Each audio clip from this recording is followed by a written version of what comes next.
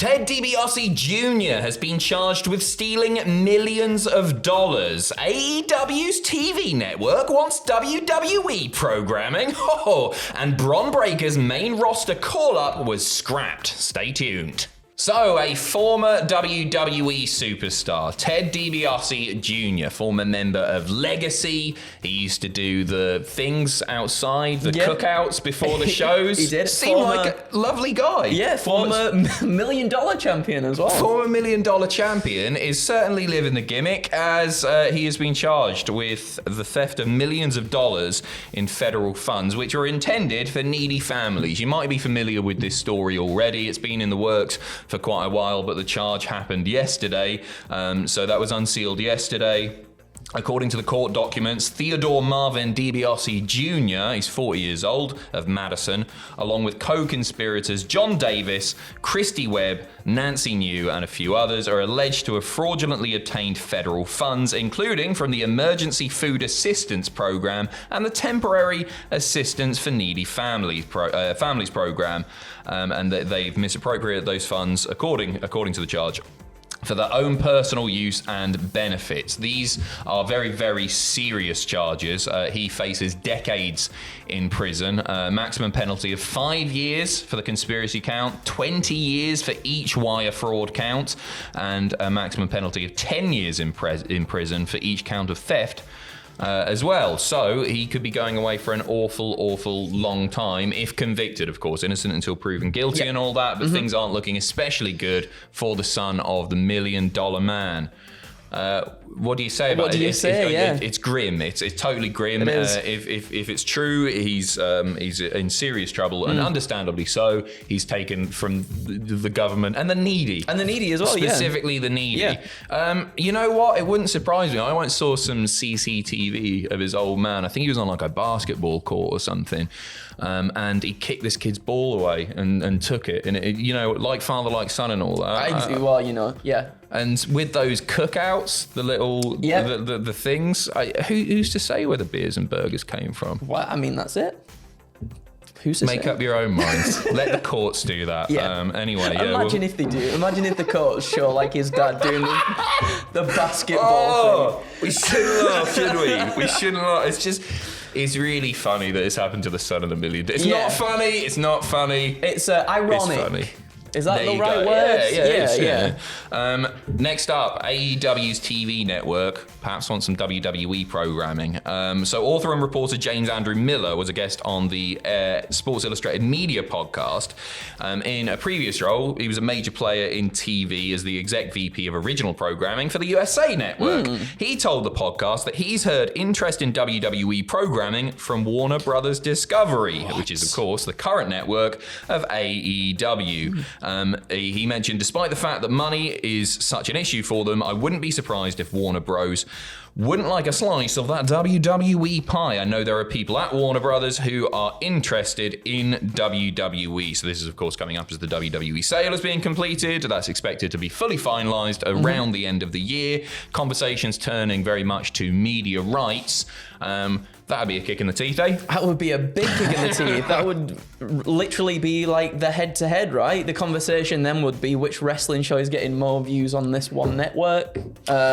Depends how long AEW would stay with them, doesn't it? Well, that's and when their TV rights deals are up. I wonder if they'd try and broker a deal somehow as well, just to be like, can we keep WWE TV off this network if that's all right, please? I don't know if they've got the power to do so. WWE is obviously the bigger money maker. Yeah. If you've got the opportunity to acquire that and get that on your stations, then it's a sensible move and everything. But it'll be very, very controversial if it were to happen. I think it would be a really embarrassing thing, sort of business-wise for Tony Khan. If that were to happen, that would be an embarrassing thing to happen. Anyway, we'll keep you updated on that as well. Bron Breakker, a future main eventer in a lot of people's eyes. People have soured on him a little bit in recent times. He's now a heel. I think he's doing some pretty decent work down in NXT. But it looks like he might be staying down in NXT as well, because the main roster call-up was scrapped. This refers actually to last year. In January of 2022, Meltzer reported that he was going to be called up to the main roster pretty soon. I remember the reports floating around at the time.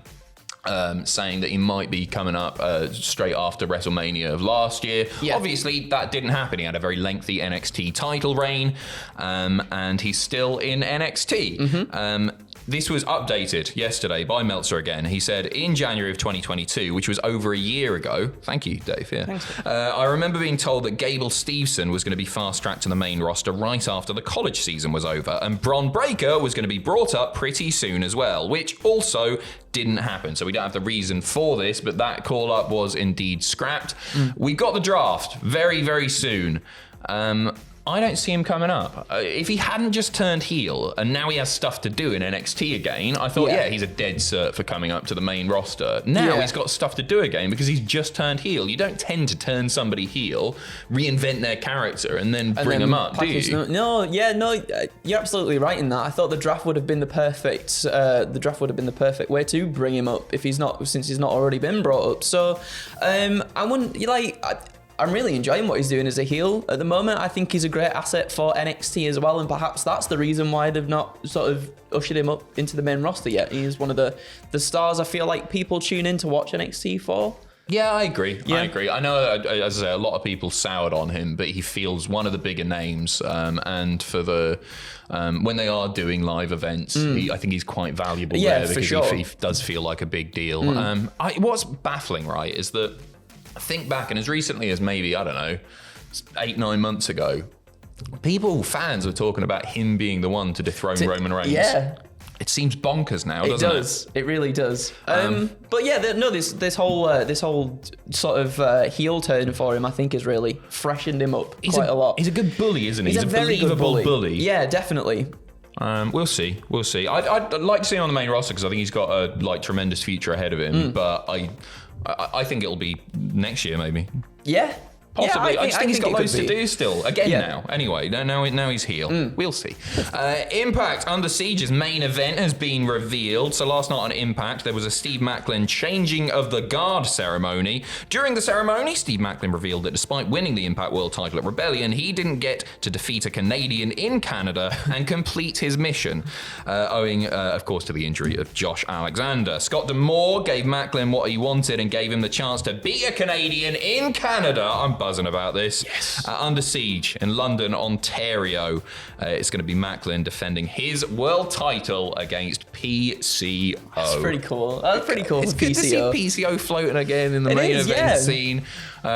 He's not going to win, obviously, but I think it'll be a really fun match. I was watching some old New Gen stuff the other day, and it was a tag match, and PCO, Pierre took this bonkers bump. Like he was on the apron. He was doing the PCO stuff back in '95 or '96, whenever it was. He was on the apron. Brett comes, gives him a forearm, the safest forearm going, obviously, is Brett. And he just takes this ridiculous back bump on the side. The guy's a nutter. He's amazing. And I think he's really, really underrated. I might start a petition to get old PCO in the WWE Hall of Fame. Oh my God. I genuinely think he deserves it for his contributions to wrestling, for his longevity, for his character work, for being an old nutter. He is just an old nutter. And he's fantastic. I really, really love his work. I think he's so much fun to watch. Yeah, definitely. And it's good to see him featured in a world title match in 2023. We're finishing off with an update on an injured Raw star. This is courtesy of Fightful Select. It's just a little update on Bobby Roode. For those asking about Bobby Roode, it was said he's been sidelined for a year, but didn't get his fusion until late last year. He's still expected to be out for quite some time, which is disappointing, isn't it? It's disappointing. Bobby's great. Yeah, absolutely. He was doing really good stuff. I really enjoyed the Dirty Dog. Did you like him? Yeah, with Ziggler, I really enjoyed it, and just any chance to get to see Bobby Roode on TV for me is a good thing because I think he's a great wrestler. Best theme song going by far. By far? By far. I'm not going to even argue. I like Shinsuke's a lot. Shinsuke's, I really like Shinsuke's a lot. And now he's got it back proper. You've done me as well. No, Glorious is epic though, isn't it? It's a really epic song. Do you see him having one more, not one more, obviously he was the NXT World Champion, but do you see him having a main roster world title? It's what I'm hesitant to say now because before I was like, oh no, probably not at his age and everything. And then Lashley did it, and I don't want to count my chickens anymore. There's part of me that I would really like to see it. I think with this NXT thing, he's old school, isn't he? And I don't think it fully worked in that environment. Yeah. But a not long world title, I think he deserves it. I think he deserves it. I think he could, with the mid-card titles, getting some prestige given back to them, injected in them, I think he'd be a great US champion or a great IC champion as well. Yeah, hold that for a long time and do open Agreed. challenges and batter people. Yeah. It's obviously it's not the time for Bobby Roode to have a world title. He's off TV for the next year or so anyway. But anyway, that's it from us. We will be back with more news. There's loads and loads happening today. There's heaps of news going on. Right, just while we've been recording this video, about 20 stories have broken, no doubt. So we'll be back, and then we'll probably be back again, and we'll see you in a bit. Take care of yourselves in a bit.